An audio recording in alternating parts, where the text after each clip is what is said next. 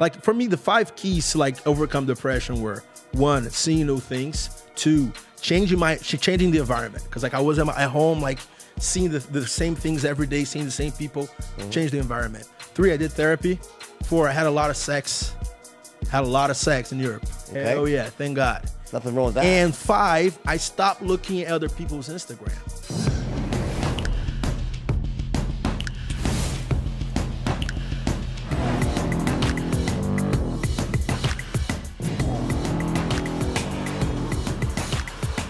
Hey guys, JB here. Time for another episode in the Wolf's Den. It's going to be a great one today. Got an interesting young guy here. He's got a guy who travels almost as much as me, it seems like. He's been around pretty much every country in the world. How many countries are you up to? 83. Raiam Santos, right? That's me. All right, buddy, how are you?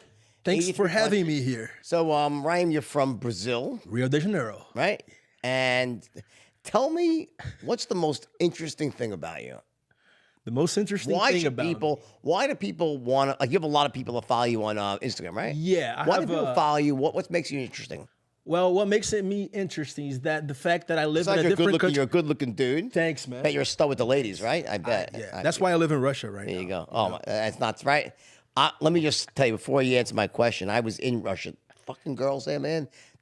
I mean, I was engaged to a Russian girl for a few years, but the thing with Russian girls is they dress up. In the subway, they're dressed up in high heels. Unbelievable. Competition is way too high. Damn Ruskies, man, I'll tell you. Anyway, so tell me. So basically, I travel the world. I retired at 28 years old.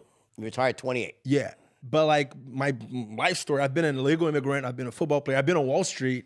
How much money did you have to retire at 28? So here's the deal. In Brazil, we have interest rates around 8% a year, 10% a year. Okay. So like I'm a minimalist. I live off a suitcase, like a Remova carry-on suitcase. Good. That's all I have. My favorite suitcase. Remova. Oh, you have a Remova too? Yeah, of course. Hell yeah. Good stuff. I had a Remova that was like indestructible. Oh, I finally broke it after many years.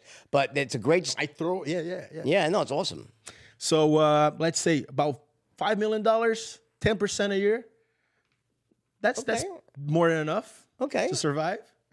For you. Yeah. Tell me. Okay. But listen, I respect you, buddy, for doing that. Yeah. No, seriously. Because life is not about how much you make. It's if you're happy, right? No, yeah, I'm totally like I tried suicide twice. Really? The last time, 2018, so it was like less than a year and a half ago. Yeah. Suicide. What did you? I was depression, like heavy depression. Did you actually? You think about it, you literally went through with it. I went to the top of the building and like, yeah. Did you jump? No, but like I was like, at the last minute I was like, took it back. So basically, whoa. I don't want to talk about it that much, but like, let me ask you real quick. Where did this happen? What country? In Brazil. So how high was the building? 32-story high in Ipanema. That was like, but like, as like every millennial, you have very high expectations, and like when things don't go right, you get down on yourself. So like I was in depression for like about a year and a half, 2 years, and then I was like, you know what, I want to get out of this. And what I did, I started traveling. Basically, I took the money I had some money, took the money I have, and I started like for me, the 5 keys to like overcome depression were: 1, seeing new things; 2, changing the environment. Because like I was at home, like seeing the same things every day, seeing the same people. Change the environment. 3, I did therapy. 4, I had a lot of sex. Had a lot of sex in Europe. Okay. Hell yeah, thank God. Nothing wrong with that. And 5, I stopped looking at other people's Instagram. So like you always think the neighbor's grass is greener, is always on the other side. And I started creating so much content in my trips, like exchanging that much information about the countries, about geopolitics, about how people lived and their cultures, that like I didn't have enough time to see other people's Instagram because a lot of people were sending me messages and interacting with me. So I want to handle this one thing at a time. There's a lot you just said. So one interesting thing that you said here, and then we'll go backwards, is that when you post on Instagram, you're not just doing that whole I'm happy. You're posting things that are intellectual based or that have learning based. What do you post? Basically, because you mentioned that culture. Right. I have I have 3 degrees from Ivy League school. One of them is international relations. Okay. So I read a lot about countries and cultures, and why this one country is rich, why there was this one country poor, why the girls are good in sex in Russia and why they're not in Mexico and stuff like that. So I like to compare countries and cultures, especially how young people live in those countries. So you think the Russians are good in sex, the girls? Oh, yeah. I think they're fucking hot. I mean, you know, sex. not all of them, probably. And it has to do with World War II. Really? World War II. Russia won the war, right? However, it was the country... 20 million people. Exactly. Though, yeah. It was the country that lost the most people. Oh, I know that. And they were men. So the grandmas of the girls today, they grew up without a man. So for years during the Soviet Union, it was like a trophy to have a man at home. So the grandmas taught the mothers that like, wow, you need to do everything for a man. And the mothers taught their daughters that like a man is very important. So when they see, and there's extra one. Russian man has like very low life expectancy nowadays because of vodka and like, yeah, they drink like homemade vodka and stuff. They're drunk, they fight. So like the life expectancy is low. And when you see a good looking guy with money who speaks Russian in Moscow, they're gonna do their best behind four walls. Right. Well, I mean, I look at, I know, listen, I was engaged to the first Miss Soviet Union. Oh, wow. The first and last. Her name was Yulia Sukhanova, a beautiful girl. So she won the contest in 1988 or 9. Yeah. По-русски, Лили, yeah. Я люблю тебя. Я хочу пойти в ресторан. Musik, I know all the shit. Right? So, yeah, I know the basic stuff, right? But, you know, I try to forget it. It's actually a beautiful language. And I love Russian people. She was a great girl, but she was, you know, she didn't particularly love the United States that much. Anyway, here's the thing, right? The thing with the Russian girls, why they're hot, is because they've basically been raped by so many cultures, like the Tatars. Everyone came through and raped the women and men. There's all this crossbreeding in the 1400s, right? So they got incredible diversity of genes there, right? So you have Nordic mixed with Tatar. You said you could scratch every Russian girl and find some Tatar, right? Yeah. Turkish, yeah. Exactly, right? Yeah, true. So they're a good looking. But why is the guys aren't that good looking though? So here's the thing: the Russian women are gorgeous, and the Russian men are not even. They're really not. good. Yeah, true. And that's why I live live there. Going on with that Y chromosome that's fucking things up. That's why I live there. Yeah. No, I mean. Okay, so I guess what interests me, a lot of things that you said interest me. First thing was that you made a statement that I think most people agree with, that looking at everyone's artificially pumped up happiness on Instagram can be very toxic to someone's emotional state. Yes. Right? Because you think that, you know, the grass is greener. That's a pretty basic way of saying what I think a lot of people feel inside, right? So when you post stuff, you don't post the whole smiling, everything's perfect. You actually post, you know, educational-based content about how the culture is, what the politics are, things that might interest people, and they can grow from it. Is that what you try to do? Yes, but there's a catch, right? With hot chicks in the background, no. Yes. So here's the deal. I tried for years. I left Wall Street in 2013. Like, we go back to my bio, but like I left Wall Street in 2013. And 14, 15, 16, that I was like trying to catch people, followers, and like people, readers, through good content, through business content, through geopolitics, cultural content. Sure. Last year, I started adding the girl element and the money element. And like doing like publicity stunt. For example, last week I was in Pamplona running with the Bulls. Right. So this way, if I post a print screen of my bank account, people share with each other. Yeah. If I post a picture with a very hot Russian girl, people will share it with each other because, wow, I want to have the life this black guy has. Right. He has a weird name. He has like my last name Santos is like Smith in Brazil. So I have a weird name. I have a poor last name, and I'm black in Brazil. Like, black people are poor people, and they're like, wow, he's like me. So like they share, like, I want to be like that guy. Are most of your followers from Brazil? Yeah.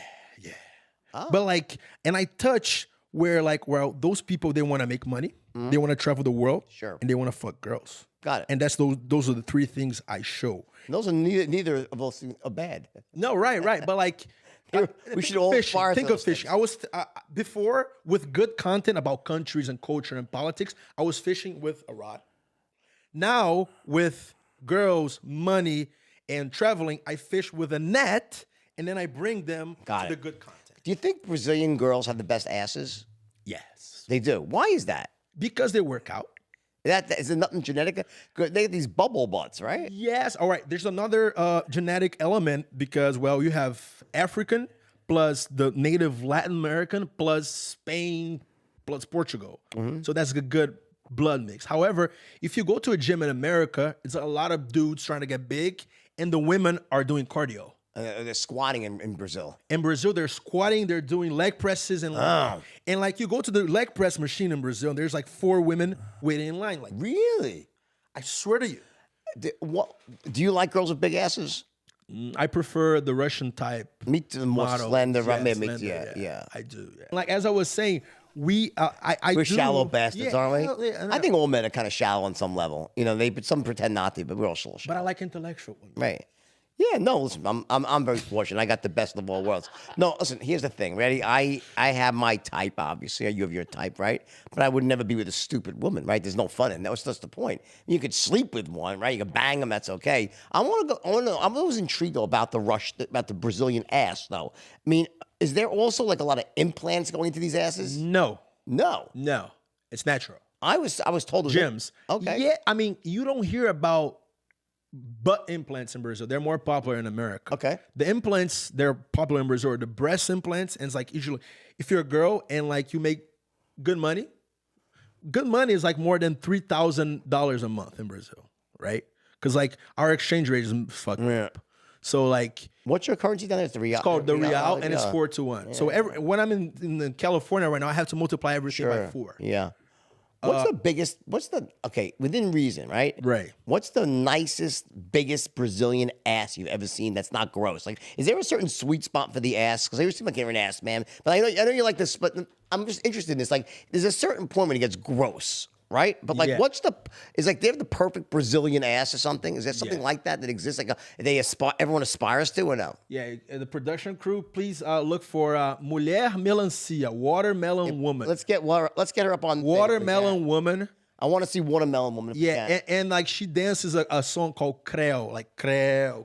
I believe. Oh. Yeah, that's her. Let's see I don't like that. Okay. No, too big, right? Oh, the legs. I mean, Jesus Christ. The girl could get you in a leg lock and just squash you like a watermelon. They call her watermelon woman because her butt looks like a watermelon. Let me see this. So put on YouTube CREU. CREU. There you go. No, EU. Space MELANCIA. That's like watermelon Portuguese. Let's see. Where is she? YouTube. That one. So that's it, huh? Yeah, and she dances like kind of like a sexual twerk. Let's see. Oh, really? Do the twerk there. That could like register on the Richter scale when she does that. There she goes. Yeah. Make it a full screen thing so we can all see her. Give us the benefit here. Yeah, but they're not. I want to see the back. Let's see that. Come on. Yeah. She'll do the turn. She'll do the turn in a second. Let's see it. Here she goes. Please turn. Let's go. Oh, come on. Who gives a shit about that stuff? Turn. Come on. Let's see. Wait. Yeah. Oh, wait. Hey. She won't turn. We're getting there. Oh, well, that was ridiculous. Maybe tips for giving a blowjob. That way. Come on. MC Corral. Try to search MC Corral on YouTube. Yeah, MC Corral. Corral. CREU. What do you think? There we go. Corral. That the first one is good. The very first one. Tsunami 2. Yeah, that could be it. Let's see it. The girl's not with him in the stage. Oh, there she is. Oh, boy. Yeah, there she is. The watermelon woman. So people like that? Yeah, that's the standard of beauty in Brazil. I don't get it. I swear. Big, like... If you try to bang her from behind, you just snip it off with the fuck. She'll just pop that shit right off. Right? Oh my God. If she sat on your face, you would be like, that was it. You have to be taken away in a freaking ambulance. Oh. Yeah, that's not really my type, but no, not mine. Yeah. I'll hit it. Okay. Oh boy. So what is she is that from squats and oh my God. No, that's jeans, but she also really works out. She's 19 in this picture, in this video, actually. Really? 19, yeah. Look at so that's Brazil. Yeah, that's Brazil. Well, we're much more than butts and What else? girls. But Well, listen, I've been to Brazil, right? And no, the people are really nice there. So tell me, you grew up poor, right? well, yeah. For Brazil, I'm middle class. But if you do the exchange rate, I'm below poverty line in America. Got it. So you were obviously very smart though intellectually growing up. Yeah, Did great in school. So like, yeah. Basically, my dad is a 6'7" big black guy who's like very disciplined. He was in an Air Force in Brazil. Okay. So he's also saying like in Brazil, if you're black, you have to be 2 times better at everything. As opposed to what's it's not white, it's a Hispanic. What's the difference? Yeah. there? So like the white Brazilians are like Portuguese, European, but like if you're like even like Mexican skin color, like brown, you're considered white. Okay. So black is are like African with like the curly hair. So Got like. it. And like, are they discriminated against? Oh yes, hell, much more than the blacks in America. And the thing is, me growing up, I didn't see any role models, black role models. My role models were like Michael Jordan and Denzel Washington, and that's one of the reasons why growing up I was like, you know what, I want to go to America. I want to go to America because growing up in Brazil, I had 0 role models. And There's no one to aspire to for a really black. No, role because models? black people, there were no black actors. The soccer players, they didn't look like me. The only guy who kind of looked like me was a dancer, and I was dancing, like kind of like twerk dancing, Brazilian dancing, and my family was like, "Oh, that's gay, so don't do that." All right, so when did you? So you did really well in high school. In other words, you were an honor student. So yeah, so here's the deal. I was, I was like, I want to go to America because like that's the place where people like me succeed, right? So I got in a contest. I was 3rd place in the whole country of Brazil, and What type of contest? it was like a essay, English test, and also a test with like world knowledge. So you have to like know what's going on in the world, basically Current events. Current events. 2004 was like Iraq War and like whatever. So. And I came to America as an exchange student. And it was the dream of, it still is the dream of every Brazilian teenager to come to America. To like have like, at my time, during your early years were like, you want to be like Gordon Gekko, right? I wanted to be in like the OC. Have you heard the OC series, the episode? Yeah. Sure. I wanted to have that Misha California Bart was lifestyle. like in that. Yeah. I wanted to have that California lifestyle. Go to the beach, fuck blonde cheerleaders and stuff like that. Right? Something I've excelled at in most of my adult life. I'm proud to say. Keep going. So that was my American dream. And I came to America as an exchange student in San Diego, California. But there's a catch.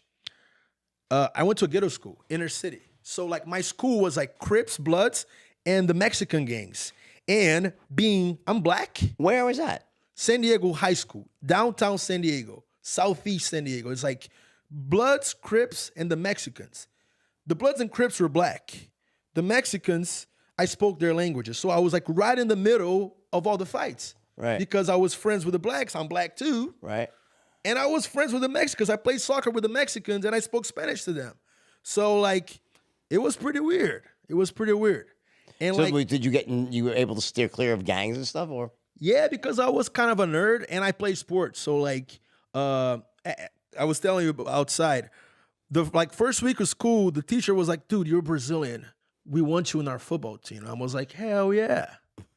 I was good at soccer. I was like, you know what? Like Americans, they're bad at soccer. Brazil is the best country in the world in soccer. Right. So, and he said football. I was like, all right, my football. Yeah. So I took my shin guards, my Brazil jersey to the stadium. When I got there, it was the wrong football. I was like, I'm getting the fuck out of here. And they're like, no. Stay here, kick that ball. The first kick was a 40-yard field. It was like, hey, we have a kicker. Right. So like in a matter of 4 days, I had to learn the game. Right. And the coach gave me Madden 05 to play at home. I had no idea about the rules. I had no idea how football worked. So they gave me the video game, and like all I did was kick extra points and field goals. Here's one question. So you were 15 when you came here? Yeah, I was 15. What'd you do for money? Well, I was a scholarship kid. The host family paid for the food. My parents sent me $80 per month. Got it. To survive. Yeah. Fair enough. So you graduate, then you did very well in school, right? There's a catch.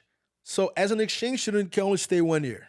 Okay. right? And then your J1 visa expires. You have to go back to your country. You sign paperwork saying that like after 1 year, you go back to your country and you don't come back. Right. I did well in football. I was like on the way to be a val. I had straight A's, AP classes, and I was like, you know what? I was getting calls from college coaches to be a kicker. Right.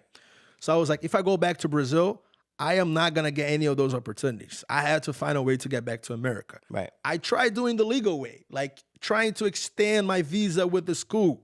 But J1 visa, it's only 1 year. Right. Oh, you can only get another J1 visa if you go to a private school. I didn't have enough money to go to private school. So what do? I went back to Brazil, got my tourist visa, the B1 visa, the 3-month-long B1 visa. And then I flew to Miami. It was July. But why Miami? Why Miami? Why did I fly to Miami? For visa purposes, you mean? No. So here's the deal. July is vacation month in Brazil. Okay. A lot of Brazilian 15-year-old, 16-year-old teenagers, they go to Disney World in July. Okay. So when I got to immigration, they said, what are you going to do in the States? I'm going to Disney World. I didn't go to Disney World. I went to California to go back to my school. Didn't you had a visa for to be a tourist, wasn't it, right? To be a tourist, but like, I was like, so why would they let you? Wouldn't matter where you went. Huh? You wouldn't have to you just said you can go anywhere as a tourist, right? You didn't have to go to Disney World. Well, yeah, but like everyone in my plane were going to Disney World. It's like another. If I said, "Oh, I'm going back to school," but where's your J1 visa? You can't go to school on a tourist visa. I would have gone. Okay, fair enough. Fair enough. So I went back to my school in San Diego, California, in order to get a football scholarship because I was doing well. I was practicing hard. The coaches were calling me and all of that. However, we were in an inner city school, so like the kids, the football team kids, they didn't have the grades. So a lot of them were ineligible to practice and play. Right. And like first, second string, third string running backs were out. And as a kicker, I was running scout team running back. Right. And I fell and I broke my arm's still broken 14 years later. And I missed the season. So like all those scholarship offers just went away.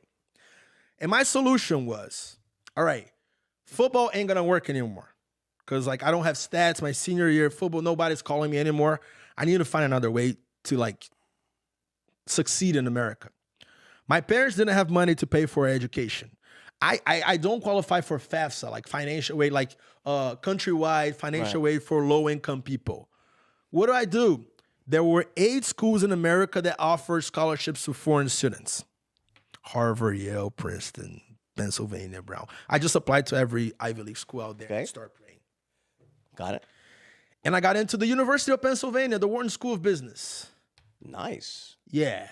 And? Full scholarship. So did you need a visa for that or you then get one? So, yeah, my whole senior year, I was illegal, and I graduated as the valedictorian of San Diego High. Was that nerve-wracking? Are you worried it's illegal or there's no risk? Like Hell get pulled up by the cops? What is that, Like, couldn't basically, imagine. I had the highest grades of the school, but I could not be officially the valedictorian because of that. So they gave me a special award. But how, they knew you were illegal. The principal did. But like know? I was good. I mean, I was good for the school because I was smart. I was getting to Ivy League school. So like they had to keep me, had to find a way to keep me there, And I had like an advantage because, well, I lived in San Diego. Half of San Diego is illegal. And the other half lives in Tijuana and commutes. Well, I remember there's this checkpoint, right? By it's like past the military base, right? Yeah. Oceanside, right there, Pendleton. There used to be a sign. They took it down. With family and the kids. Yeah, right there. My wife told me about that. I was like, she told me, she goes, you gotta say, I didn't know. She was the kid like being dragged across. Right. So if the immigration came, they would take the Mexicans, but not me because I look black. Right. So interesting, right? So okay, so you graduated, and so you did great in school, right? Which I give you a lot of credit for that, right? Yeah. Like, I think that when I didn't know English. What? I learned English at 15. Well, listen, I think listen, in terms of immigration, right? It's a major hot point right now in our country, right? And I personally think the liberals are out of their fucking minds, all right? Because I mean, I just don't understand. I don't understand what the fuck they're even talking about. I believe. Listen, my parents are immigrant. Well, their grandparents did, but like, I'm all for immigration, but like legal immigration. And I would never fault the guy like a kid that came in here and worked as hard as you did, okay? Although obviously we prefer someone to come legally, but I get that, like, it happens. But I mean, the idea that wholesale, just like, hey, no more borders, I think that's insane. I mean, to me, it's nuts. And also, anyway, let's move forward. So you end up going to college. How did you go to? Were you illegal in college or no? So I had to go back to Brazil for a visa interview for the F1 visa. That's like the 4-year college yes, visa. Yeah. Right, and that's pretty easy to get, right? The University of Pennsylvania didn't really know about my status, but they sent the Department of Homeland Security my application for F1 visa. When I got to the consulate, they basically asked me like, "Where did you graduate?" Yeah, and I'm like, "I graduated from my Brazilian school." So you have and to be I'm out like, of the country to get the visa, right? Yeah, That's I the was point. like, Yeah. My ass was like this. I was like scared. Sphincter tightening. But like, and then the consul, he looked at me and he was like, "Wow, that's a pretty big scholarship you got here. Congratulations." He stamped my passport. Right, exactly. Like, In other words, yeah, that's what I'm saying. Like, you look at someone's grades like that, and what are you going to say to someone? And I was 16, 17 years old, so like he was an angel, right? So like I got that scholarship to Ivy League school, and I got to Wharton, and I was an outcast. Like I didn't fit because, well, first of all, I come from a poor background in Brazil. I went to an inner city ghetto high school in San Diego, and I was going to school with like sons of politicians and Wall Street moguls, right? And kids from like Lawrenceville and like Exeter, those boarding schools. What year was this? 07. So were people prejudiced and against you because you're black? Not because I was black. It was more because I was a scholarship kid, and like I didn't really fit in, right? So like during the 4 years of school, I didn't get selected by any fraternities. I didn't get laid a lot in college. I had to go to Spain to get laid and stuff. Really? But like, yeah, good-looking dude like you, really? Like I didn't get laid. So it's like, my whole life I always had a chip on the shoulder. Like being illegal, being black, being Latino, being a scholarship kid that's something that like got me like very resilient, anti-fragile. Like chip on the shoulder. Always a chip on, like in Brazil, like, I have a very poor name. My name is weird, Raiam Santos. It's like nobody has that name. You know what you look like? Who I look? Kanye West. Bingo. Just fucking like him. Everyone thinks I look like Kanye West. You look like Kanye West. If Kanye's, I want to meet Kanye West. Introduce me to Kanye West. All right, so, listen, he did the soundtrack for my movie. So last week I had Ed Milet on my show. You know Ed Milet? He's a spitting image of Drax the Destroyer from Guardians of the Galaxy. Okay. No, I didn't see that. You don't watch Marvel movies? All right. So let's put a picture of him up. Let's check him out for Kanye. Let's see if we can see. Let's see how close, because Drax. Oh my God! Look at this, dude. And where's your picture? No, that's home. And now put his picture up. Let's get his picture up. Let's do a side by side comparison. Okay. Oh my goodness. Let's do it. I ain't saying she a gold digger, but she ain't messing with no broke niggas. Let me tell you this. I couldn't say the N word. You could say it. I couldn't. He's brilliant. This guy, I think he's brilliant. Look at that. He's extremely smart. I'm saying he's really a very smart dude. He's a very smart And he's guy. a billionaire because of these. No. He became a billionaire because of these. Look at these. What? You have these? These like the Lamborghinis of shoes. Yeezys. And they're not paying me for this marketing plot. Like, Yeezys. Let's get a side by side here. You look a lot like him. You really do. Make it bigger, yeah. Oh yeah, there's definitely. I told her to. Yeah. All right. Wow. The last guy. Show him. Can you show him the difference? Show him the Drax. Show Ed Milet from last week. Show him Ed Milet. This is last week. This is what I did. Just the last podcast. Ed Milet. Check Ed Milet. Check this out. No, it's on my Instagram, by the way. Show the Instagram post that Bowen made on my Instagram. We have a difference of Drax the Destroyer versus. Hold on. Yeah, put up a picture of me and Kanye West. I'm telling you. Where is it? Jack? It's probably to the right. Where's the one? Bowen did a yes or no. Who do you think? Where's the? No, it's a drag. It's to the right. Where is it? There's more than one picture there. Where's the one which shows the yes or no? Right there. There's more than one picture. So you gotta scroll to the right, maybe. Yes, there it is. There you are. Yeah, they look very much alike. All right. Anyway, so dude, you're spitting image of Kanye. All right. You didn't get laid that much in college, you say? Not really, not at all. Okay. And so then well, now you're in the right place in Russia, right? Okay, so anyway, you graduate college, right? Did you graduate or no? Yeah. You dropped. So you did 4 years. Yeah, play football, Ivy League football. So wait, so you played football and you weren't getting laid? Or think about it. In Ivy League school, if you play football, you're dumb. Yeah, but still, Because you got in because of sports. You didn't get in because of your own merits.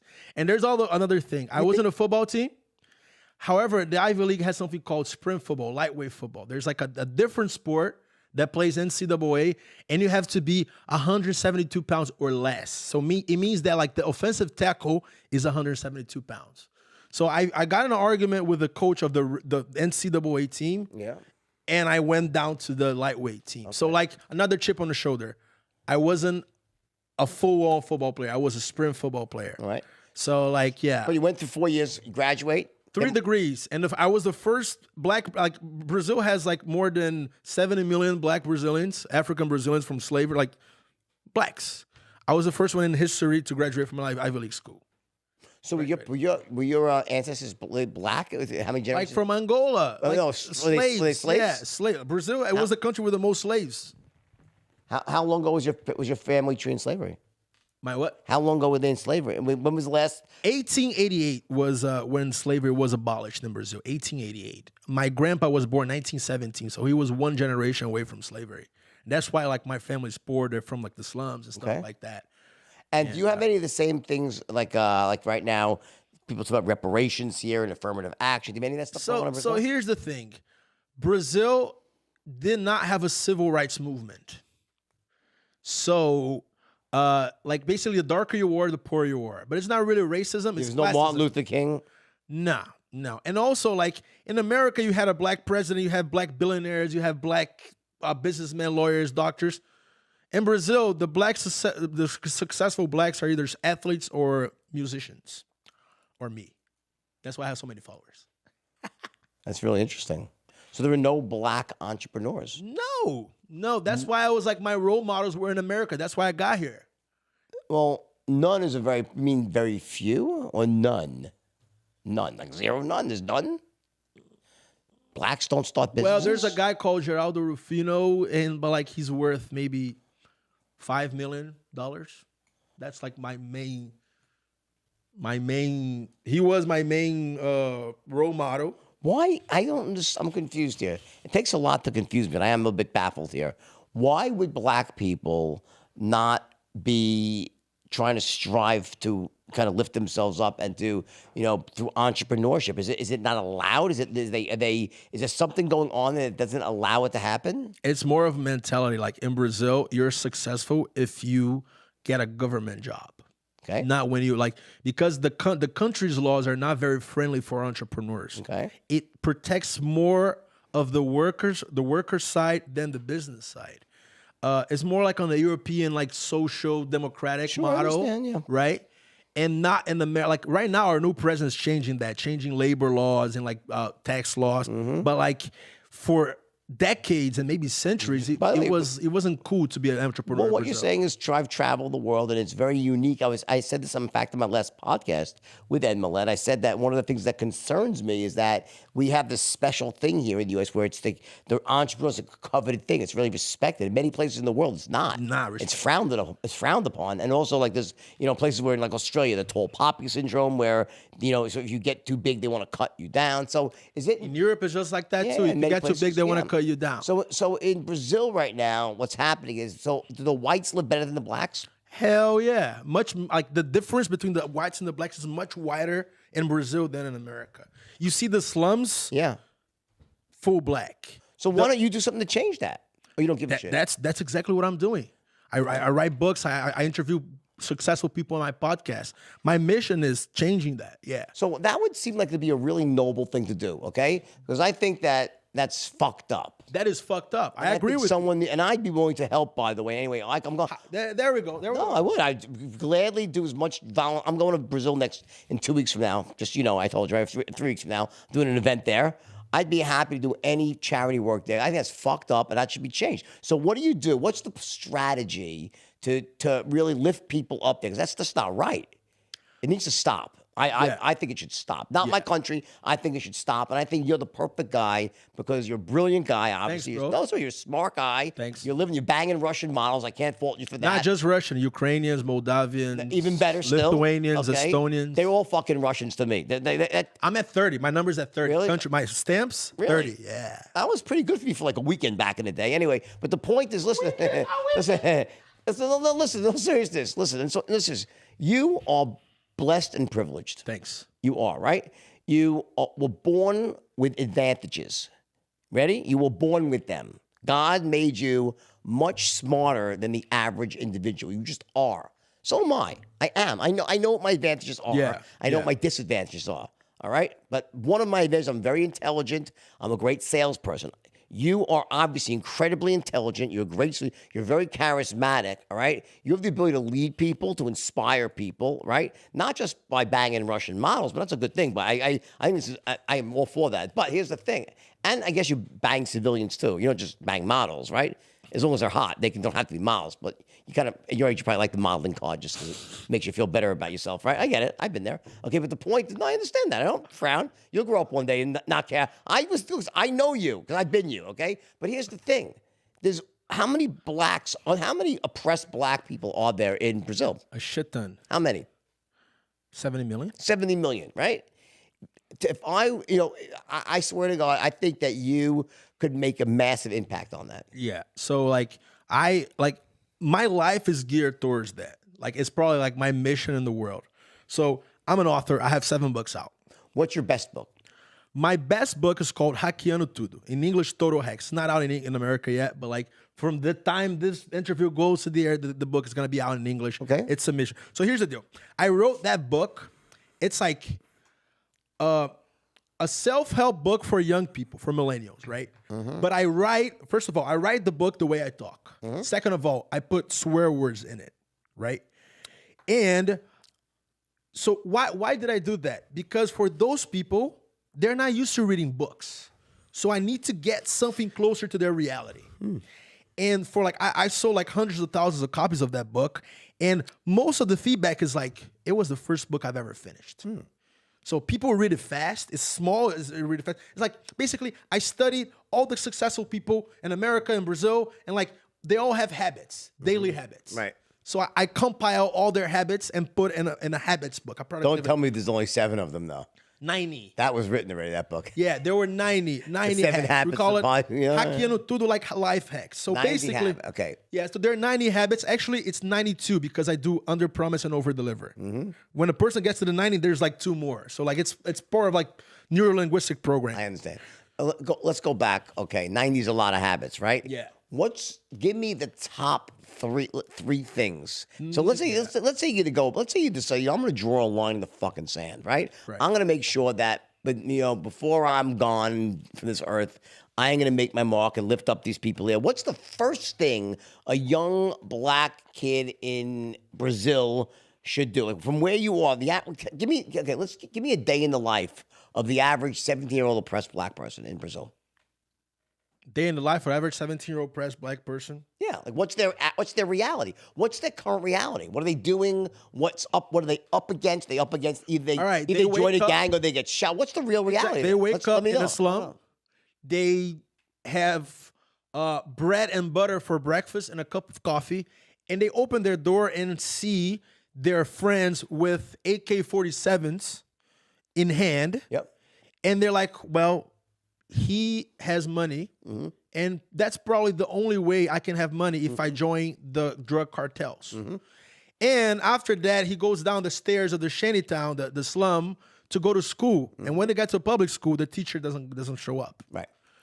And after that, after school, he probably has to work for maybe $200 a month, working 8 hours a day, Monday through Saturday, and do their homework at night.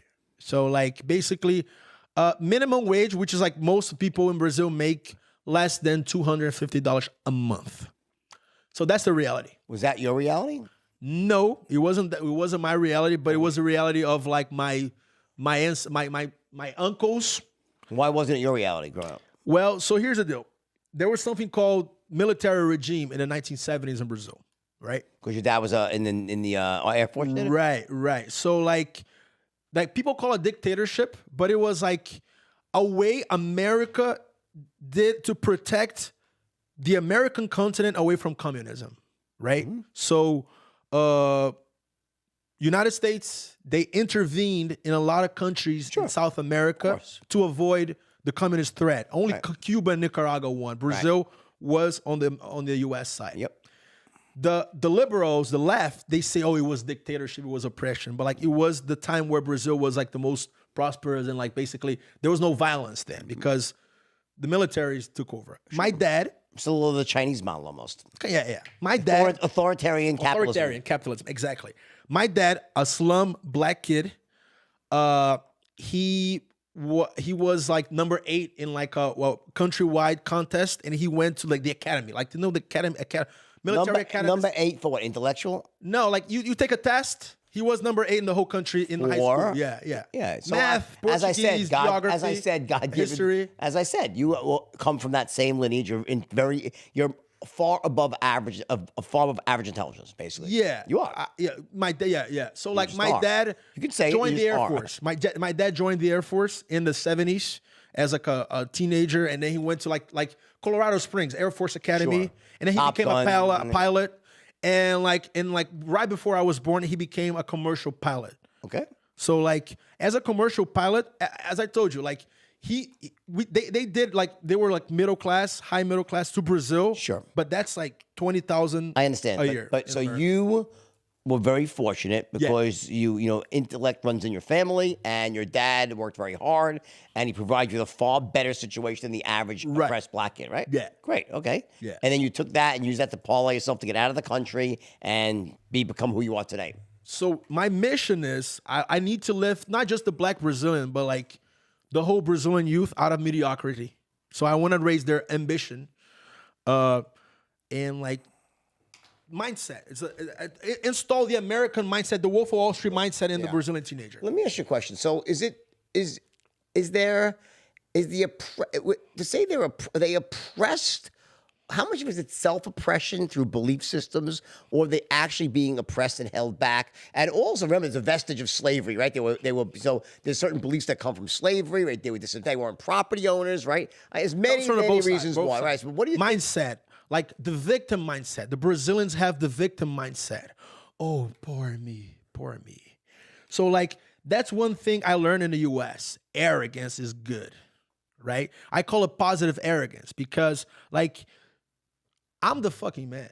If I say that in Brazil, people are gonna shoot me. Right. No? Yeah. But like, and I learned from the blacks, like me looking at those role models, all the American blacks, they were like arrogant as fuck. Kobe Bryant, Michael Jordan, Barack Obama. He was like, yeah. But like, arrogance, not quite. It's been self-confidence. Cocky, confidence / cocky. That's why I call it positive arrogance. Yeah, confident more than cocky. Sometimes cocky, right? Right. And it depends on which person you're talking to. But I guess my question is: is there like, I guess when it comes to like lifting people up, you got to be realistic, right? There's different segments. There's the people who are living in these slums, right? Where you said AK-47, right? Can a kid with no means, can he dig his way out, or is he stuck? Can he dig himself out? Yes, and that's where my work comes in. Tell me how. I teach people how to make money online. What's step 1? Reading. So like, let's go back to the habits. Remember the 90 habits? The most important habit is the gratitude diary, which I stole from Oprah.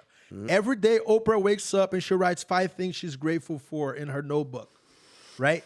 So like, no matter how bad your life is, there's always something to be grateful for. So like, out of the 90 habits, out of 90 hacks on my book, the number 1 is gratitude. Okay. Right? How can they get out of that? Number 2, for me, one of the most important is reading books, audiobooks. All right, I'm like kind of ADHD, so like I never really got. I can't read a book like that till this day, and I read more than 1,000 books in my life. Okay. What's my exit? Audiobooks. I read The Wolf of Wall Street in 2008 as an audible audiobook. Got it. Right. And that's much better for me because sometimes the author's voice. Right. And when it's not an author's voice, it's an actor who does it very well. Yeah. So like basically nowadays I walk 10 kilometers per day. That's like 6 miles, 7 miles. Yeah. Listening to audiobooks. And I shifted to podcasts. So like, and the third thing for these kids is like learning English. So that's why explain to me how that, okay, so I get that. So that's the sort of educational get strong aspect. But what's the first step in terms of to get out? I understand you got to educate yourself, get stronger, but how do they get out of that?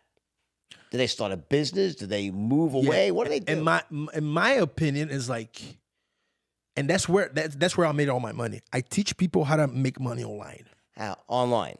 Yeah. So let's now we'll get into it. So in other words, is it fair to say that because of the ability to leverage where you are doesn't matter, your location doesn't matter. So theoretically, a kid who is in the projects in the worst part of Brazil, he could have a website and some sort of Shopify. There we go. There we go. Okay. Exactly. Learn how to buy traffic. Information, marketing. Exactly. Facebook advertising. SEO, AdSense. Like I teach people how to make money online with nothing. For example. Got it. And so like after I was in Wall Street, I did some day trading. I lost all my money because of Russia.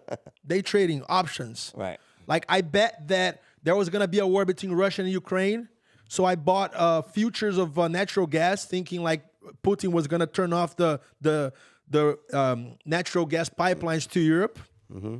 And fracking must have kind of fucked you up, right? Right. So like the prices of natural gases didn't go up, and I lost all my money. Right. And how did I was like broke at 25 years old with an Ivy League degree.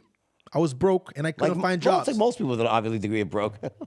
I had 3 Ivy League degrees. I was broke. So I was like, you know what? I need to get out of here. So I got $5. I got a cover on Fiverr for my book. Like a packet. I got Fiverr. Have you know Fiverr? Mm-mm. It's basically a marketplace where you can get anything for $5 online. Okay. So I got somebody in Pakistan to do a cover for my book for $5. Okay. I wrote my book, this Total Hacks, Hackeando Tudo, in like 3 nights. And I got out of poverty. I was like zeroed out. I was broke. And with $5, I became a best-selling author in Brazil. And I started and from a book, I went to online courses, from like mentorships and masterminds. I have more than 120 sources of income nowadays. Mm-hmm. Money comes from like everywhere. Like, let's see. Like where? I'll show you.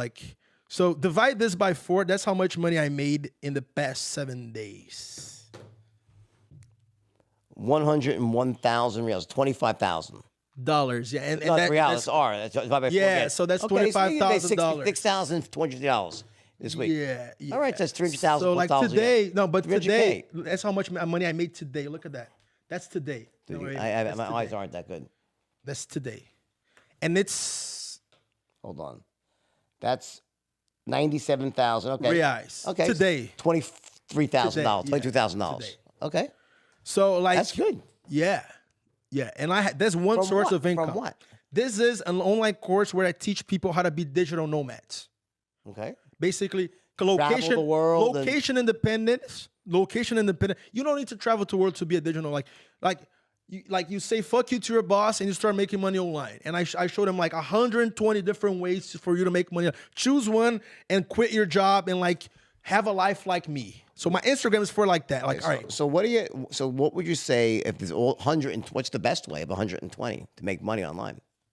Right now, the out of the 120, these online courses are the most profitable ones because I work once. Sell online courses. Right now, the most profitable way for me is online course, but they can do drop shipping out of China. An online course to do what? An online course to do what? To show people how to do. Well, I have one about networking. I teach people how to do networking, how to connect to people, how to find anybody's email in the world, how to talk to billionaires, power distance, charisma, stuff like this. One, I have one it's called Millionaire with Instagram. I teach people how to make money with Instagram accounts. Okay. My third course, my best one, my best seller is called Digital Nomad. Basically, I teach people how all right, you want to rent an apartment in Moscow. Here's how you rent an apartment anywhere in the world. Here's how you make your money. Here's how you make friends in this city.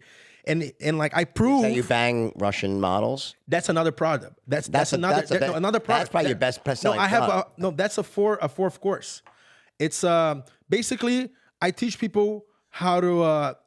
I shouldn't even be talking about it. This is important stuff now. Tell us that. I teach people how to get laid. How to get laid in every country. So like, there's a chapter about this is Iceland, an important course. Poland, Hungary, France, Spain. So like, that's another product. Why did I make this product? Because I have 800,000 followers. I answer every fucking person. I answer everybody. Yeah. I was going to look how to get lewds in every country is my course, right? So how to get banged? So how do you get banged? What's the difference in getting banged and getting laid in Hungary versus Poland? So basically, the way you talk to the women, like for example, in Poland, just being black, you're gonna get laid. You don't have to. You don't have to try that much harder. Really? Right? Oh, it's easy. They just think your dick is like 12 inches long, and yeah. And it's not. Is yours? It's not. It's not. Oh, you're. And that it's like. I'm sorry. It's a big insecurity because I go out there with these blonde women and they expect like fucking Lexington Steel and shit. And what happened? No, they disappointed. But like I do pretty good on oral sex, and they so you perfected the art. Yeah, I perfected the art of oral sex, and they're fine with it. Yeah. Oh, you're a man to my own heart. I like that. Yeah, yeah. We're a lot more like you go to the Polish girls, like jesteś piękna, and that's it. But like, there's like, what's that mean? I want to eat your. No, jesteś piękna is like you're just very beautiful. Okay, got it. But like, basically, it's not like how to approach, but like where to go in Warsaw. Right, so you remember like Scarface, right? He's how you pick up. Yeah, right? yeah. How about how do you pick up girls in Amsterdam? For Dutch women, you have to go to Barcelona or Lloret de Mar. Really? Yeah, between June and August. Eric knows it. Eric. Well, because I was just there. See, I was a Dutch women. See, Dutch women are fucking tough, man. If you see, here's what a Dutch woman. If you try to be nice to a Dutch woman and open up a door for her, or she will go. She'll see what the fuck.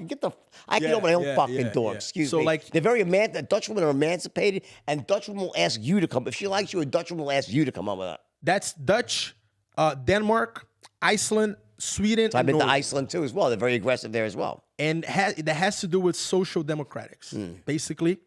Those are, and there's a survey where the girls are best in bed in the world. Okay, forget that. I don't care about that. I care about who's the hottest. Let's go the hottest women. Okay. Country? Well, let's go. I want to know, serious, ready? Moldova, number 1, Moldova.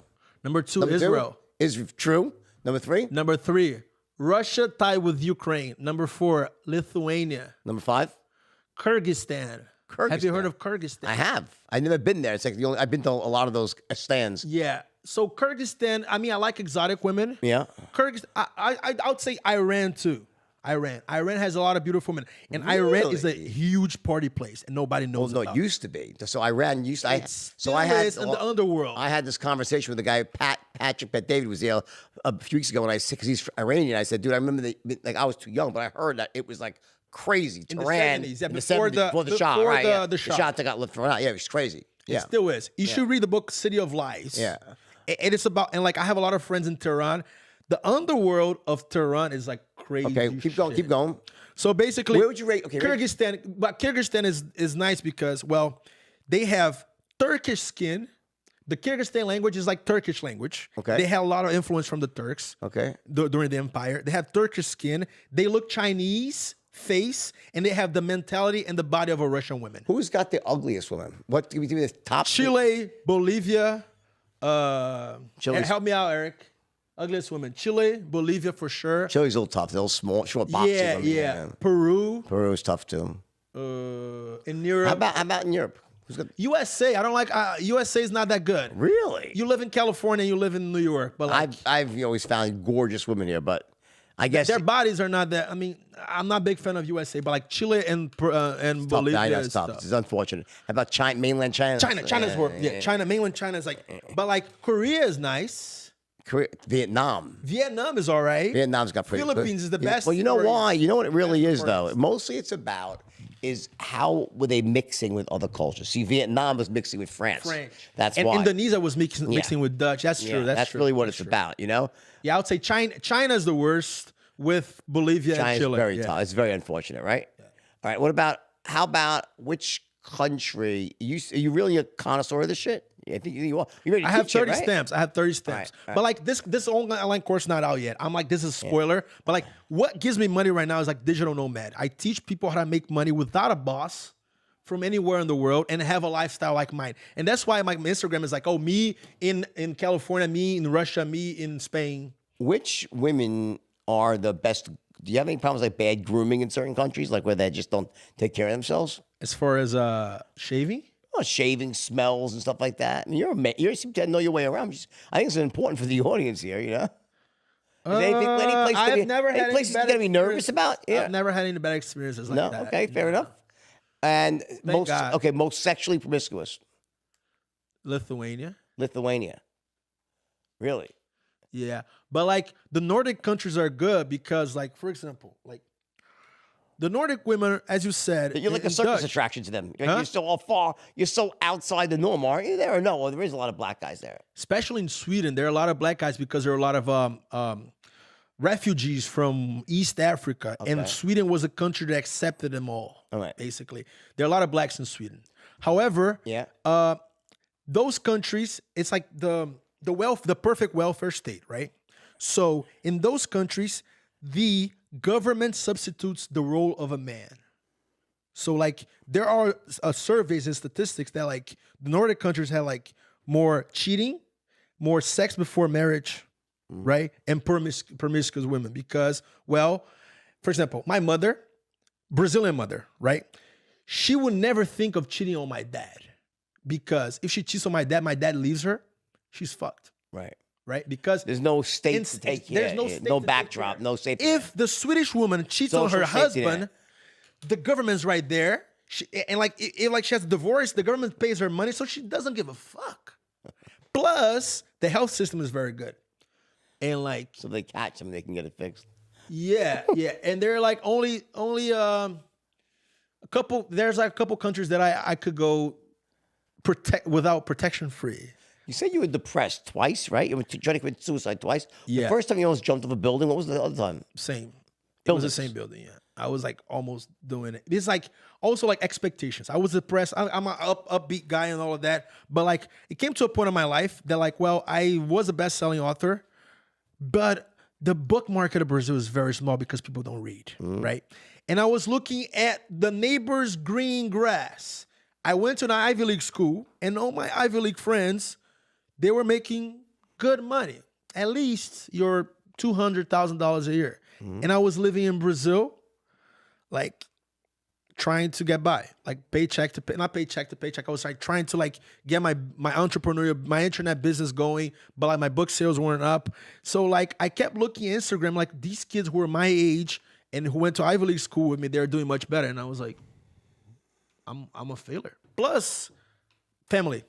Like my parents expected, like when I left Wall Street at 23, they expected me to have like a career, a banking career, to have a boss, to like grow, like the American dream, right? So like I kind of felt from my family that like they were very disappointed in me, right? And they were pushing me to do those government jobs. Oh, you gotta do a test, get a government job, getting paid $2,000-$3,000 a month, and like I was like, no. So you were depressed because you didn't like the way your life was going, basically, as opposed to being depressed. Some people like chemically depressed. You ever? No, but I have a bipolar disorder. Okay, so you have bipolar as well. But I don't. I like. Well, I was diagnosed with bipolar disorder. However, I don't believe I have bipolar disorder. Right, I get it. Yeah. Right. So like I was taking meds. ADHD. I was taking meds. What were you taking? And shit. What? Lithium. Lithium was one of them. Okay, Lamictal. Bupropion. Bupropion. Bupropion. Yeah, okay. Of course. That's a narcotic almost. However, you know all about drugs, huh? I know everything about it. Yeah. That's to avoid getting like some of them narcotics. So the movie was right. That's a partial. That's a partial opiate agonist, is what that is. Bupropion, long acting. Suboxone, right? Why were you taking that? So the psychiatrist gave it to me, and I was like, I wasn't getting better. Where? In the US or in Brazil? I wasn't getting better. Like lithium and like pupur, I wasn't getting better. I was getting fat. Buspar? I have no idea what the fuck the drugs are, but like I was taking bipolar disorder drugs. Okay. When I was very, very depressed. But I think didn't get better. Yeah, it's a lot of bullshit and stuff. Didn't get better. And I was like, you know what? I wanna cut this off. And when I cut this off, I went on this like sex binge. I fucked a lot of women, right? And it actually helped me. As it should, right? I think it's a great thing. What's wrong with it? Makes you feel happy, right? You release the endorphins, right? So like, you know what? I was like, my mindset was, all right, I'm already gonna commit suicide. So I'll take this money. I had like, let's say I had like what, $60,000 or $70,000 to my name, maybe 50. I was like, I get this. I'm gonna go out every night. And I went out every night. Go out with a bang, so to speak. I was getting laid once every 2, and you would have committed days. suicide when the money was gone. So that was the plan. Okay. But the depression was going away, right? And then I decided to go to Europe. And then I put a goal to myself. All right, I am going to visit every country in Europe there is. So I was missing like 35 countries to like conquer Europe. Right.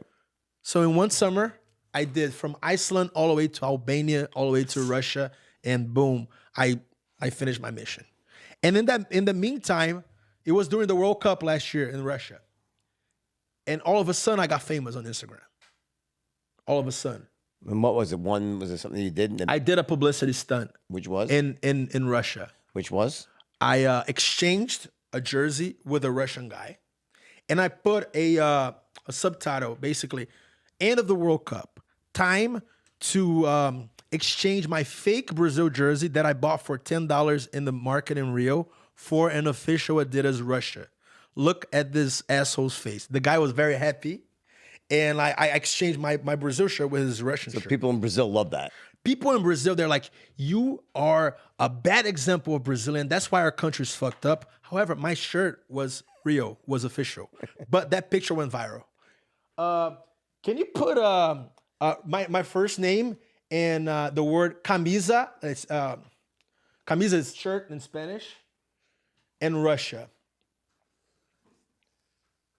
Camisa with the C, camisa, M-I-S-A. There we go.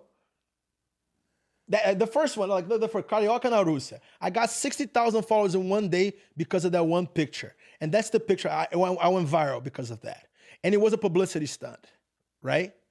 Because of that one picture, the haters of Brazil, they're like, this guy is a shame to our country. And like the big influencers, they were like shitting on me. And like 4 days later, I said, guys, this is a real shirt. This is the receipt. And you guys fell for it. You're horrible people, not me. So, and what do I do nowadays? I get in publicity stunt like that. I get a lot of haters to my profile. And I turn those haters into clients. Right. Yeah, the haters are great, but so who's that guy? Just some random dude? Random dude in Russia.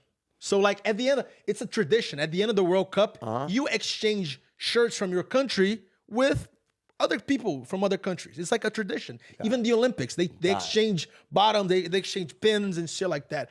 I exchanged my shirt. And I made sure I put the shirt right here because to show off my abs. And the girl, and to get more girls, you know.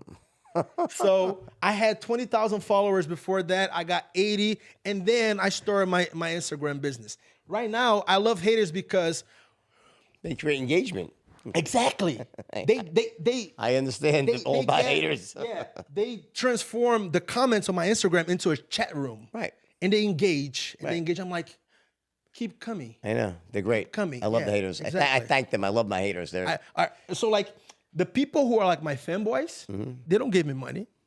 The haters, the people who start as haters, and they see that I'm intellectual, I'm Ivy League, and they can actually learn from me, they become clients much faster than the fanboys. And that's why I do everything to get haters. Last week, I put somebody was like, dude, you shouldn't post that right here. A guy was like, you shouldn't post that. That was too strong. I was like, dude, you shouldn't worry about my life. I make $500,000 a month, and you're broke. Worry about your own life. And I put that picture and people were like, oh, you're such an asshole. You're such an asshole. And I was getting followers, engagement. Because like the algorithm on Instagram, they have no idea what you're posting. They want engagement. So they say, oh, this post is relevant. I'm going to show it to more people. So I'm always playing against Instagram like that because like most of my costs, I have like 6 employees. Most of my costs are like marketing budget for Instagram and Facebook. So if I do publicity stunts like that, I minimize my costs and my LTV. It's CAC, CAC, and LTV. Boom. All right, so I'll tell you what. I want to listen. Next time I'm in Brazil, next month, we should do some stuff. Some charity work together, buddy. I want to see where you are in a couple of years. You're awesome. Let's keep in touch. You have a lot of good stuff to offer your people. Thanks, brother. So, thanks for having me here. I came all the way from Russia to your show. You're the man. Yeah, you're the man. Hey, sell me this pen. Sell me this pen. Hopefully you're going to get... Sell me this pen. Sell me this pen. Sell you this pen? But, buddy, I'll tell you what. I will sell you this pen when I come on your podcast. Oh, yeah. Let's do it. Let's do it. Let's get on my podcast to Brazil. I hope you're going to get laid while you're here. As long as... I got laid on Saturday. So let's hope I get laid tonight. Are you going to try to go out tonight? Let's go out tonight. Oh, I can't. I'm married. Wait, tell me, what are you going to do? Remember, my son will probably go out, yeah? Bowen. Where is that? He's here. He works for me. Listen, where are you going to go to get laid tonight? What's your strategy? Eric, what's the name of the club? Pop, right? Poppy in Hollywood. Yeah. And he knows a lot of celebrities. He's a celebrity too in Brazil. All right, so listen, guys, you heard it. This. We're gonna find out. I'd like you to report back tomorrow. If I get late, yeah, I want pressure on me, man. I want to see a picture of panties. I want to make sure this is the challenge for today. All right, I want to see what happened. Everyone wants to see, dude. All right, we'll see if you get it done, and I want proof. All right, so you got to be waiting in the closet or something and just pop out at the last second. All right, without getting arrested. All right, guys, love you all. I love you. Take care. Wolf's signing off. Take care.